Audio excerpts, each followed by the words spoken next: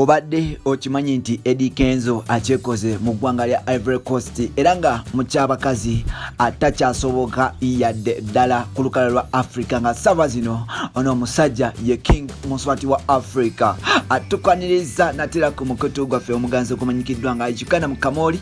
amanya ne Dobos Pamtantambi Chimso Rich Boy ya Maxudi Junior Kuranti otambula naffe obala kubanti o subscribing on 27 otambula fenna tulibadde mu kubanti oleka comment yo mu comment section yes olwadde mu kubanti nonyako ku biguru jaffe jenjawulo tulina Facebook page eri mu mannya ga Uganda Mukamooli ate nga osobola okunonyako nga nze omuntu sekino omunkosa Ntambi Chimso yes wali ku Facebook ate nga ku Twitter nkosa Jimso 16 ku katone TikTok nkosa Jimso 16 so olwadde mu kuba nti ononyako mpolampola ne tunyumyamu mpolampola yes nombuulira ekifeeyo nange nenkubulira ebife ne waffe mpolampola yonna gyosinzidde okuba nti obuliriza nkugamba nti big up on yourself n'okuba nti otulaba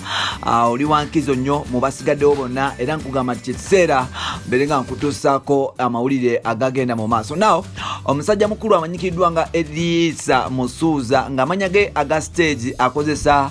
Eddy Kenzo bukyanga alubanga lwamini bukyanga omukyala amusuulawo n'aba nti agenda ewalala kisinzira okukirabika okuba nti omusajja ono teyalumwako yadde n'akamu era nga obulamu bwe buli so nice and lovely nga bwe yabuyimba nti buli kaseera omwana ono agenda atulagako ti yes mukyabakazi yes kyatoma now omusajja ono lockdown yamusanga mu ggwanga lya Ivory Coast era nga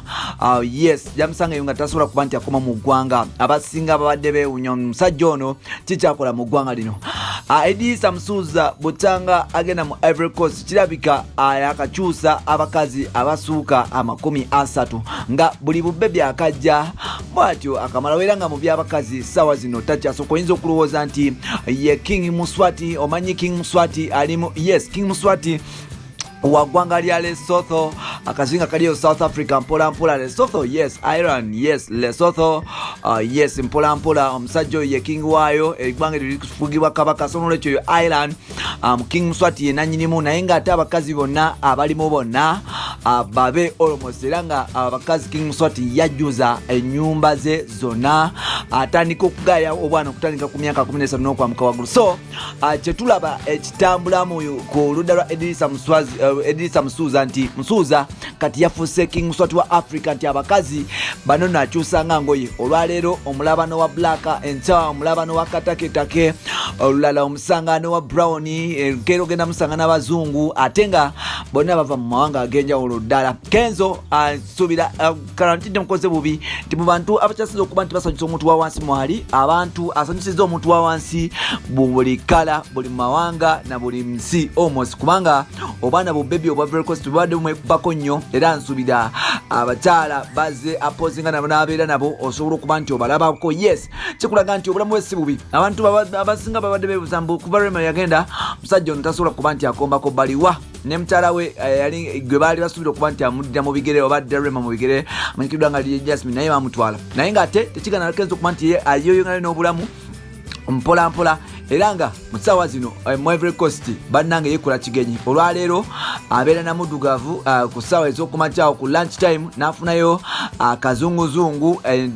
mu ssaawa after lunch time n'afunayo mu kyotala asobola omubezawo kuba ku ssaawa nga 8 paka ku ssaawa nga 10 ku 10 n'afunayo yes omuddugavu then n'asula n'omuzungu ekikulaga nti omusajja ono ali ku foomu yanjawulo era nga omulimo ali mu gukolera ddala Kenzo yes abakazi atandisa mubakyusa nga ngoye era nga ngenda kusaba producer wange atandika okuba nti akulagako abakazi Kenzo baze apozinga nabo bakirinze nabo mu karantini n'okuba nti mbesanyusamu bonna ngenda kusaba producer obeere nga oteekayo ebifaananyi mu yes abantu balabe ku bakazi ba Kenzo mpola balyoke bakakasa nti yes Katonda gwe yawana ennuuma ezaala mu Uganda wange omuyimbi Kasofu erinnya likuwa ebintu bibiri erinnya likuwa ssente yes likuwa ssente likuleetera n'emikwano kugatta n'abakazi obanga oli musajja ba celebrity obanga oli musajja basically buli mukazi abakazi abasinga bagala nnyo ba celebrity so nolwekyo erinnya lisobola okuleetera ssente n'omukazi n'abakazi abagala okubamu so n'omukyala celebrity omukyala yes erinnya likuleetera abasajja abettabu so nolwekyo Edisa Musuuza erinnya litandise okuba nti limukolera ebintu ebyenjawulo lyasooka kumuleetera like okuyimba lyasooka kumuleetera fame n'abeera wa ttabu nnyo ne livaawo ne limuleetera ssente kwe kumuleetera Rema lwagenda erinnya litandise okuba nti muleetera abaana ab'enjawulo muganda muganda wange alina ebyana ebitukula mpola mpola byana bya tabbo nnyo. Ngenda kusaba producer muganda wange tumalirize ng'osooka olagako sinema abakazi Kenzo bazze abyana bo mu ggwanga lya Ivory Coast ab'ettabbo mpola mpola nkusaba bonna baleete obalage then tukomewo mpola mpola. Producer kyenkugamba ky'oba okola nkugambye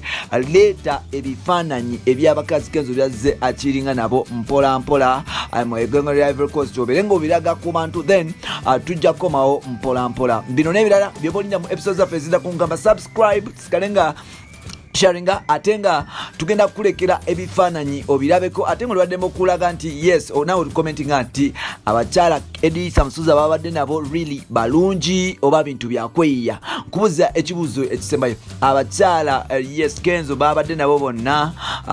balungi oba byakweyiya oba just kawani. So lekawo comment yo tubere nga tukutuusaako mpola mpola. Olwaddemu okuba nti osubscribe nanutambula ffenna olwaddemu okuba nti otukulira mu ggwanga lyolabiramu ne tubonga. Bye bye.